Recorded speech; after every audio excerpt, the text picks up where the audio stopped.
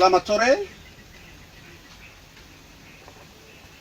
rakyat Indonesia dan pemerintah Indonesia.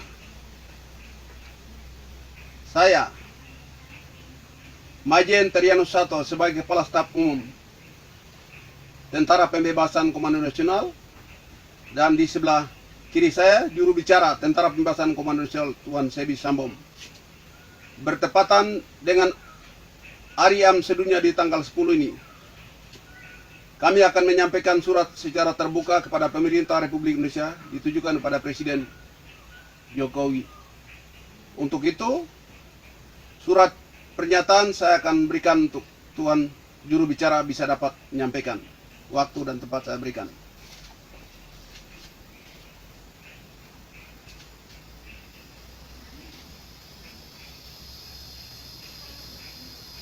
Organisasi Papua Merdeka, Tentara Pembebasan Nasional Papua Barat, TPMPP, Komando Markas Pusat.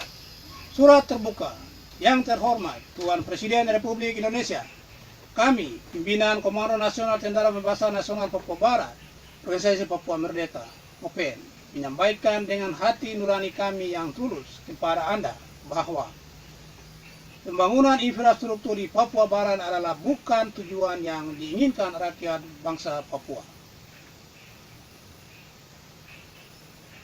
Rakyat Papua inginkan hak politik penentuan nasib pinggiran Indonesia dan ingin visa dari Indonesia untuk merdeka penuh dan berdaulat dari penjajahan Indonesia.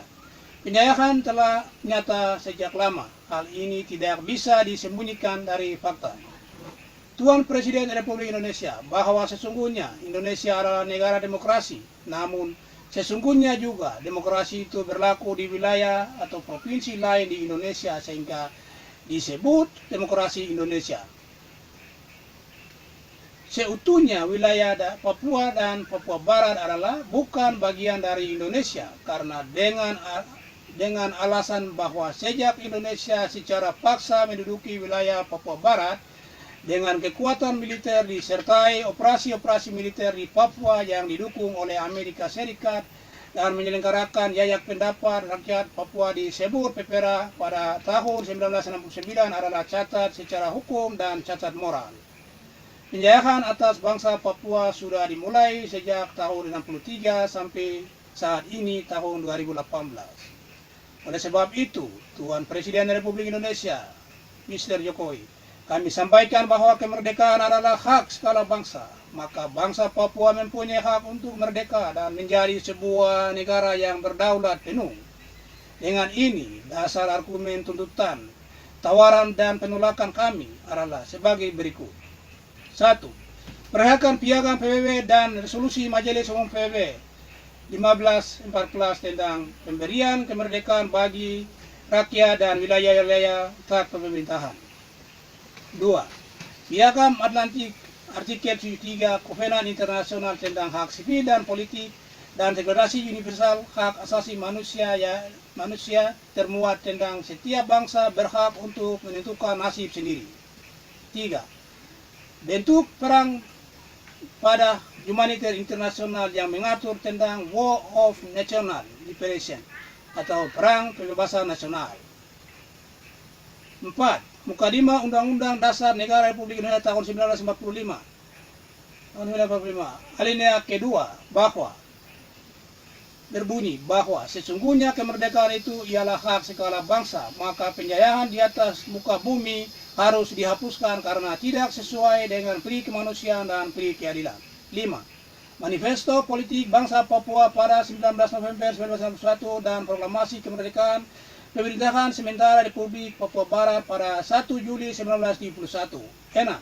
Tentara Pembebasan Nasional Papua Barat adalah tentara pembebasan bangsa Papua dan pertahanan keamanan nasional Papua Barat sesuai Bab 5 dan dari artikel 106 Konstitusi Sementara Republik Papua Barat tahun 1971 dan dibentuk pada tanggal 23 Maret 1973. Berdasarkan dasar argumen yang rasional di atas, maka Tentara Pembebasan Nasional Papua Barat mengeluarkan sikap sebagai berikut. Pertama, tuntutan TPMPP. 1. Tarik keluar militer organik dan organik Indonesia dari wilayah Papua Barat digantikan dengan Pasukan Perdamaian Perserikatan Bangsa-Bangsa (PBB). 2. Pemerintah Indonesia wajib menyetujui pelaksanaan pemilihan bebas penentuan nasib sendiri rakyat pribumi Papua Barat atau self-elimination. 3. Pemerintah daerah Indonesia baik Provinsi Papua dan Papua Barat harus dibekukan atau diberhentikan dari status government dan sepenuhnya diserahkan kepada perwalian PBB. 4. Juru runding dalam perjanjian ini adalah wakil militer Papua dari TPNPP, gerakan sipil dalam negeri, dan diplomat OPM yang berjuang di luar negeri. 5. Penandatanganan perjanjian ini dimediasi oleh pihak ketiga yang netral, yaitu PBB, bukan DDP ataupun pemerintah Indonesia. 6. Hal-hal lain menyangkut waktu pelaksanaan referendum dan juru runding dapat diajukan kemudian apabila Indonesia menyetujui tuntutan ini.